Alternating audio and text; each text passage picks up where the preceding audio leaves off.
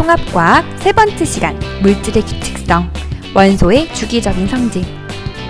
안녕하세요 여러분. 바로 2차 시에 이어서 3차 시 수업 들어오셨나요?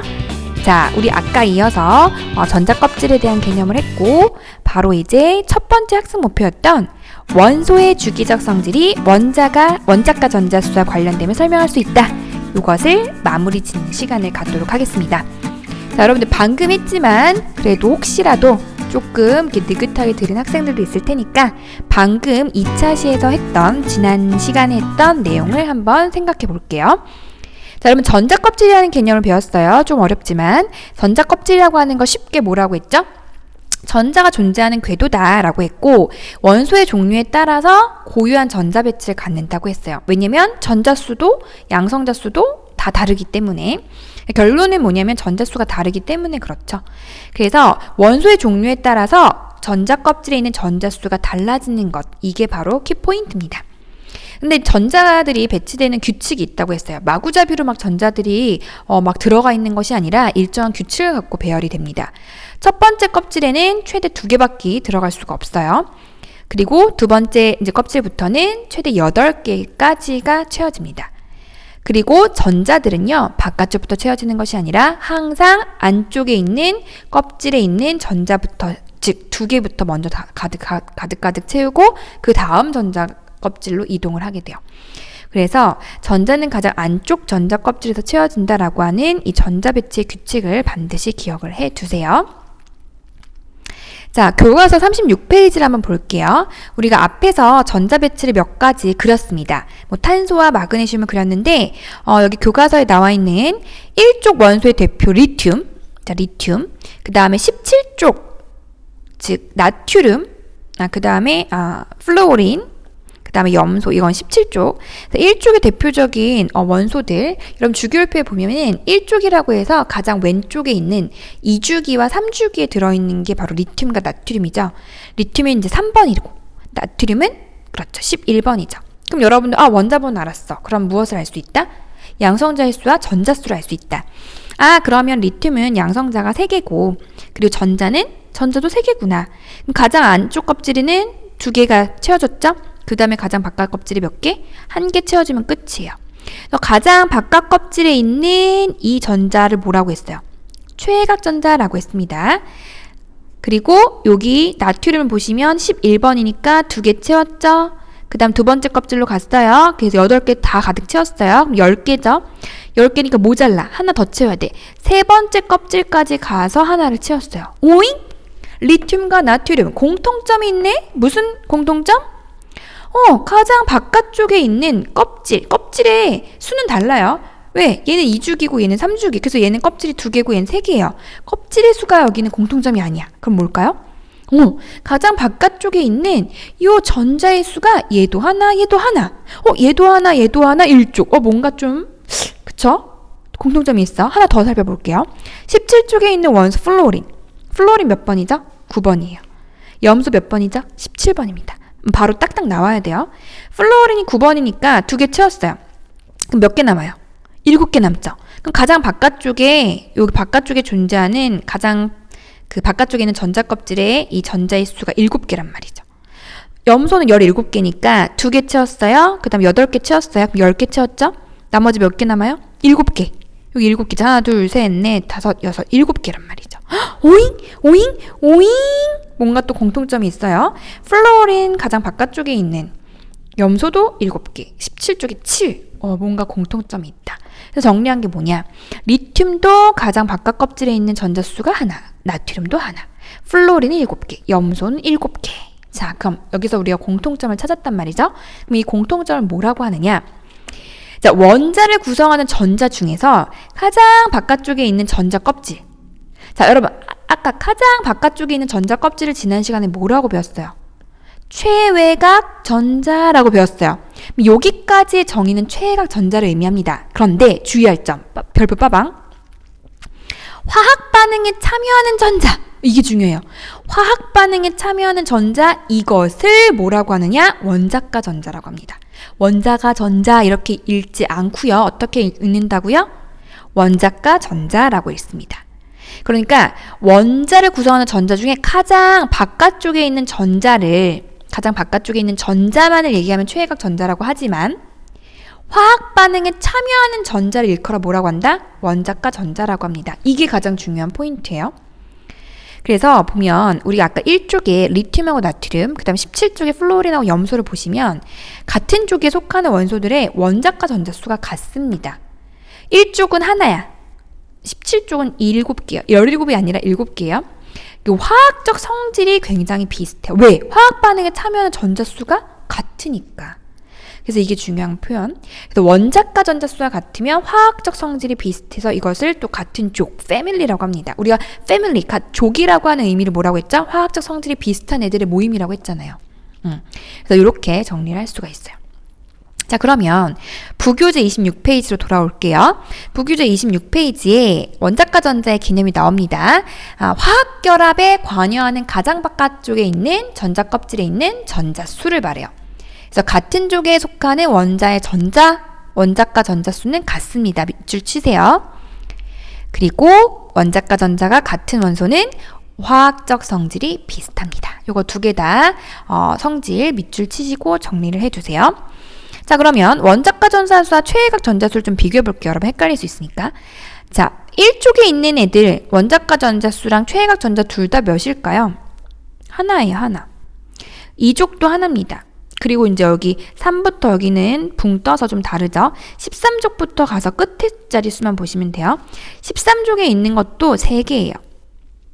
원자가 전자수 화학 결합에 참여하는, 화학 반응에 참여하는 애들도 3개입니다. 14족에 있는 애들도 마찬가지요. 4예요. 15족 5, 16족 6, 17족 7이에요. 그런데 이게 이제 달라요. 포인트. 18족에 있는 최외각 전자수는 반응에 참여하지 않는다고 했죠? 그러니까 반응과 관계가 없다고 했어요. 그냥 바깥쪽에 있는 전자수는 최외각 전자라고 해요. 그러면 18촉이니까 몇 개예요? 우리 아까 여기 대표적으로 네온을 예를 들어 네온 한번 해볼까요? 네온 몇 번이죠? 네, 네온은 10번입니다. 10번. 그러면 양성자수가 10이에요. 가장 바깥쪽에 전자, 안쪽에 있는 거 두 개. 그 다음에 이제 8개 남죠? 최대 8개니까 8개를 모두 다 채워주시면 돼요. 그래서 가장 바깥쪽에 있는 이 최외각 전자는 8개 맞아요. 이건 맞아요. 그런데 원자가 전자수라고 하는 건 뭐라고 했어요? 반응에 참여해야 돼요. 화학 반응에 뭔가 참여해야 돼. 그런데 이 18쪽에 있는 애들은 일단 꽉 채워졌잖아요. 뭔가 불안하지가 않아. 그러니까 안쪽에 있는 거 최대로 안정할 때가 전자 2개 가장 전자 2개를 가장 채웠을 때. 그 다음에 두 번째 껍질부터는 8개를 채우면 꽉 찼어요. 꽉 찼다라고 하는 건 불안정하지 않다는 뜻이에요. 의자에 다 앉았어요. 8개 의자에. 불안정하지 않아요. 하나가 남든 하나가 모자라든 하면 뭔가 불안정한데 얘네들은 꽉 채워졌기 때문에 안정적입니다. 그래서 우리가 18쪽에 있는 애들을 비활성 기체라고 했었죠. 지난번에. 왜 이렇게 비활성 기체? 비활성이라는 말이 뭐예요?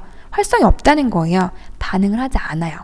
그래서 이 8개에 있는 전자는 안정적이어서 반응에 참여하지 않습니다. 그래서 원자가 전자는 몇이냐라고 물어본다면 18쪽에 있는 애들은 0이라고 할 수 있어요. 0. 물론 여러분 선생님이 지금 네온부터 얘기를 했단 말이에요. 2죽에 있는 네온부터 얘기했어요. 그런데 우리 1죽에 있는 헬륨 같은 경우는 조금 다르죠. 헬륨 같은 경우는 어차피 원자 번호가 2번이고 전자가 최대 2개밖에 없어요. 그러니까 최외각 전자도 몇 개다? 그렇죠. 헬륨은 최외각 전자수는 2개입니다. 그래서 최외각 전자수를 쓰시오라고 할 때 그냥 8이라고 하면 틀려요. 일반적이지 않아요. 왜? 예외가 있잖아요.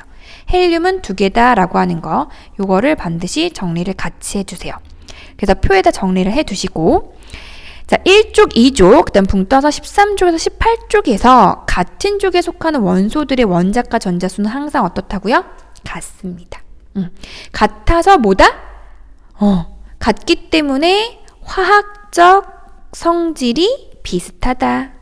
화학적 성질이 비슷하다라고 정리를 하시면 돼요. 화학적 성질이 비슷합니다. 그래서 이걸 또 뭐라고 한다? 족이라고 한다. 계속 로테이션이죠. 여러분들이 최외각 전자수, 원자가 전자수를 반드시 기억해 두시고, 즉 족에 있는 게 결국에 뭐다? 원자가 전자수, 최외각 전자수다. 그런데 18쪽에 있는 애들만 최외각 전자수와 원자가 전자수가 다르다라고 하는 것을 기억해 두세요. 너무너무 중요합니다. 자, 잘 정리를 다 한 사람들은 부교재 우리 지난번에 27페이지 했으니까 붕 떠서요. 28페이지로 넘어갈게요. 탐구하기 2번 한번 해봅시다. 자, 이제부터 이제 복습입니다. 우리가 이제 2차 시와 방금 했던 3차 시의 내용을 종합적으로 한번 정리를 해볼게요. 자, 다음은 바닥 상태에 있는 이 3주기 원자의 전자 배치를 모형으로 나타낸 것이다. 오잉, 바닥 상태가 뭐예요? 바닥 상태라는 거 설명도 안 했는데 왜 갑자기 바닥 상태가 나오냐? 자, 여러분, 바닥 상태다. 그 다음에 또 이제 바닥 상태의 개념과 반대로 들뜬 상태라고 하는 개념이 있어요. 일단 바닥 상태의 개념, 우리가 좀 이따가 사실 할 건데, 먼저 한번 설명을 해볼까요? 미리 좀 넘어갈까요? 아이고, 미리 넘어가기는 좀 머네. 자, 그럼 탐구하기 2번의 바닥 상태. 그럼 여러분들 교과서 37페이지 잠깐 보세요. 37페이지 보시면 그 전자껍질과 에너지 준위가 나왔죠. 선생님이 지난번에 전자껍질은 간단하게 에너지 준위 하면서 살짝 얘기를 했는데 이 바닥 상태가 뭐냐면 에너지 준위가 가장 낮은 전자껍질에 에너지 준위가 이건 뭐 굳이 외우진 않고 이해만 하시면 돼요. 에너지 준위가 가장 낮은 전자껍질에 전자가 배치된 상태를 말해요. 전자가 배치된 상태. 그러면 이거와 반대로 아까 들뜬 상태도 있다고 했죠? 들뜬 상태. 들뜬 상태는 뭐예요? 들뜬 상태는 뭐냐면 그러니까 바닥 상태의 전자가 에너지를 흡수를 했어요.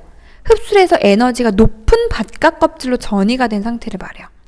그러니까 예를 들어서 전자 껍질 여기 안쪽 궤도에 있다. 그러면 다른 껍질로 이동해야 되죠? 전자가 이렇게 있으면 여기서 에너지를 흡수를 한 다음에 이쪽 그 다음 에너지가 높은 바깥 껍질로 이렇게 이동을 하는 상태를 들뜬 상태라고 합니다. 에너지를 흡수해서. 이건 에너지 흡수 상태. 뒤에서 다시 한번 설명할 겁니다. 에너지 흡수한 상태. 그럼 반대로 이 들뜬 상태에서 바닥 상태로 내려오는 거는 에너지를 방출합니다. 그래서 들뜬 상태, 바닥 상태는 개념만 알아두시면 되고요. 여기 뭐 나왔기 때문에 그냥 이거 몰라도 돼요. 2, 3주기 원자의 전자 배치를 모형으로 나타낸 것이다. 그러니까 쉽게 말하면 바닥 상태에 있는 이라고 하는 거는 뭔가 얘네들이 움직임이 없어. 그냥 원래 상태. 얘네들이 전자만 움직이거나 이동하는 상태가 아닌 그런 안정된 상태라고 생각하시면 돼요. 일단은. 자, 그러면 우리 1쪽부터 리튬부터 우리 지난번에도 했었는데 3번이니까 3개 양성자수, 그럼 전자 2개죠. 가장 안쪽에 2개 배치되고 가장 바깥쪽에 이제 하나 하면 이렇게 배치되죠. 베릴륨, 붕소, 뭐 탄소, 질소, 산소, 플로린, 네온 다 마찬가지 한 번씩 확인하세요. 자, 그럼 나트륨은 어떻게 할까요? 나트륨 선생님이랑 같이 한번 해볼게요. 나트륨 몇 개? 양성자수 11. 가장 바깥쪽. 가장 바깥쪽은 당연히 3주기니까 3개의 껍질이 나오겠죠? 자, 3개의 껍질이 나오는데, 그럼 가장 안쪽에 이렇게 2개, 이렇게 동그라미로 표시할게요. 2개의 전자가 들어갔어요. 그 다음에 그 다음 껍질, 두 번째 껍질에 전자가 8개가 채워졌어요. 그럼 총 10개 채워졌네요. 그럼 세 번째 껍질에는 전자가 하나 채워지면 되겠죠. 이런 식으로 전자 배치를 모형으로 나타내시면 돼요. 자, 그럼 염소 17번 염소는 여러분들이 한번 해보도록 하겠습니다. 자, 잠시 정지했다가 그려보세요. 자, 그렸나요? 여기 염소는 17이죠? 양성자수. 그럼 전자도 17개. 그럼 가장 안쪽에 2개. 그 다음에 맞아요. 두 번째 전자 껍질에 8개 가득 채웠어요. 그럼 총 10개 채웠네요. 그럼 10개니까 나머지 몇 개 남아요? 7개. 그러면 7개 또 이렇게 채워주시면 돼요. 4, 5, 6, 7개. 그럼 하나 남죠? 그래서 이렇게 채워주시면 되고, 아르곤은 18개니까 꽉 차져 있죠. 안정된 상태. 그러니까 네온하고 아르곤 같은 경우는 안정된 상태다. 그래서 얘네들은 최외각 전자는 8개지만 화학 반응에 참여하지 않기 때문에 원자과 전자수는 0개다. 이렇게. 그리고 나머지 것도 원자과 전자수를 여러분들이 족을 보시면 알 수 있죠. 너무너무 중요하기 때문에. 그래서 여러분 주기율표에 원자 번호를 왜 외우라고 하는지 이제 좀 감이 오나요? 여기 뭐 다른 원소들이 쭉 배열되어 있지만 여러분들이 스스로 그리는 게 되게 중요합니다. 그래서 그거는 부교재 29페이지 어차피 여러분 연습할 수 있도록 선생님이 그림을 그려놨어요. 전자 껍질만. 그래서 거기 전자를 또 배치를 한번 해보세요. 자, 그럼 이제 Q2, 3, 4를 한번 가보도록 할게요. 자, 이 표에 빈칸에 전자 배치를 그렸죠. 2개. 나머지 이제 29페이지는 여러분들이 그려보시고. 자, Q2를 볼게요. 같은 주기의 원소들, 자, 앞에서 우리 2주기, 3주기 이런 표 봤어요. 같은 주기의 원소들은 전자 배치에 어떤 공통점이 있었죠? 우리가 아까 했는데 너무 중요한 거. 같은 주기는 뭐가 같다? 오케이. 전자 껍질 수가 같다라고 했어요. 전자가 들어있는 전자 껍질 수가 같다 라고 써주시면 될 것 같네요. 써주시고. 자, 세 번째도 한번 생각해 볼게요. 여러분들이 한번 써보세요. 같은 족이요. 이번엔 같은 족, family. 자, 같은 족 원소들은 전자 배치에 어떤 공통점이 있죠? 자, 같은 족은 또 뭐가 같다고 했어요? 이거 잘 써야 돼요. 자, 한번 써보세요, 여러분. 자, 정지해 놨다가 써보시고 선생님이랑 비교해봐야 되겠죠? 어떻게 쓰셨나요? 네. 가장 바깥 껍질에 들어있는 전자수. 이걸 뭐라고 한다? 원자가 전자라고 하죠. 원자가 전자 같다 라고 하시면 돼요. 최외각 전자라고 하는 개념보다는 원자가 전자가 훨씬 더 좋습니다. 왜냐하면 원자가 전자에는 화학적 성질이 비슷하다라고 하는 개념이 들어가 있기 때문에 그래요. 그래서 최외각 전자보다는 원자가 전자가 같다라고 하는 게 조금 더 선명하다. 자, 네 번째 퀴즈예요. 이것도 여러분 써보세요. 같은 족 원소들이 비슷한 화학적 성질을 나타내는 까닭. 이거를 전자 배치와 관련 지어서 한번 써보세요. 우리 원래 사실은 친구들끼리 같이 토의하면서 적는 시간을 가질 건데 아쉽게도 여러분 개인적으로 한번 생각을 해보세요. 아니면 주변에 누가 있다라고 생각하고 한번 서로서로 얘기를 해보세요. 자, 한번 써보셨나요? 자, 이거 선생님이 그냥 답만 쓰지 마시고 여러분 반드시 생각을 해야 돼요, 스스로. 자, 써보세요. 정지해놨다가 써보세요. 네. 같은 족 원소들은 가장 바깥 껍질에 들어있는 전자수, 이걸 뭐라고 한다? 원자가 전자. 원자가 전자 같아서 화학적 성질이 비슷하다. 여기 이제 추가적으로 내용을 정리하시면 되는 거죠. 자, 이렇게 해서 부교재 28페이지에 있는 탐구하기 두 번째 내용도 한번 같이 채워보았습니다. 여러분들 잘 정리해 두시고 만약에 좀 빠르다 싶으면 정지했다가 가시는 거예요. 자, 부교재 29페이지입니다. 부교재 29페이지는 여러분 보자마자 비어있죠, 다? 요건 여러분들이 전자배치 모형을 수소부터 해서 밑에다 이런 식으로 똑같이 쓰는 거예요. 예시로 나왔죠? 이렇게 수소 원소기호 쓰시고 원자 번호까지 밑에 표기했고요. 그 다음 수소라고 한글로도 쓰시고, 그럼 여기 어떻게 표시해야 되는지 하나만 해볼게요. 플러스 1 하시고요. 전자 하나 이렇게 동그라미로 그냥 그릴게요. 뭐 이렇게 마이너스로 그리면 좀 복잡할 수 있어서 그냥 동그라미로 대체할게요. 우리 아까 28페이지 부교재에 나와 있는 것처럼 그런 식으로 전자배치 모형을 20번인 칼슘까지 한번 그려보도록 하세요. 여기는 물론 다 그림이 그려져 있지만 여러분들이 스스로 다 할 수 있어야 됩니다. 자, 요거 그리는 거 숙제예요. 요거 과제니까 요것도 여러분들이 그림을 그리고 반드시 체크를 해두세요. 자, 부교재 30쪽으로 넘어갑니다. 자, 오늘은 뭔가 문제도 풀 게 많죠? 자, 오늘의 테스트입니다. 오늘의 테스트. 자, 1번부터 8번까지 선생님 딱 5분도 안 걸릴 것 같아요. 한 3분 줄게요, 3분. 자, 3분 정지해놨다가 여러분 카운트까지 치면 좋을 것 같아요. 뭐 휴대폰이나 뭐 타이머 있으면 3분 체크해놨다가 1번부터 8번까지 한번 풀어볼까요? 자, 준비되었나요? 선생님은 지금부터 동영상 정지하세요. 준비하고 시작하세요. 3분 드립니다. 문제 풀어주세요. 자, 1번부터 8번까지 다 풀었나요? 또 선생님이랑 이렇게 같이 따라오시면 안 되고 반드시 어떻게 해야 된다? 정지해놨다가 카운트 하시고 문제 풀어봐야 돼요, 스스로. 자, 여러분 현대 주기율표는 원자 번호 순으로 배열되어 있다. OX 이렇게 되어 있는데 뭐의 동그라미 하셨나요? 네, 원자 번호 맞죠? 모즐리의 주기율표를 쓴다라고 얘기했어요. O 동그라미 치시면 되고요. 주기율표의 가로줄을 뭐라고 했어요? 주기. 세로줄은 족이라고 하죠. family. 같은 주기에 있는 원소들은 화학적 성질이 비슷하다? 같은 주기? 화학적 성질? 아까 이거 뭐라고 했죠? 같은 주기가 아니다 뭐다? X인데 같은 주기가 아니라 뭐 같은 족이다. 틀린 것도 왜 틀렸는지 알아야겠죠? 같은 주기의 원소는 전자가 들어있는 전자 껍질 수가 같다. OX 뭐예요? 네, 5의 동그라미. 전자는 가장 안쪽 전자 껍질부터 채워진다. OX 어떤 거? O. 다 같이 여러분 신나게 OX를 불러주세요. 자, 3주기 2족 원소는 가장 바깥 껍질의 전자 3개의 전자가 채워져 있다. Yes or no? 뭐예요? OX? No! 그쵸? X죠. 자, 여러분 3주기 2족 원소가 누구예요? 3주기 2족 원소 마그네슘이요. 마그네슘은 12번이죠. 12번. 또 모르면 또 계속 암기하죠. 수의 리베봉탄부터 시작해서.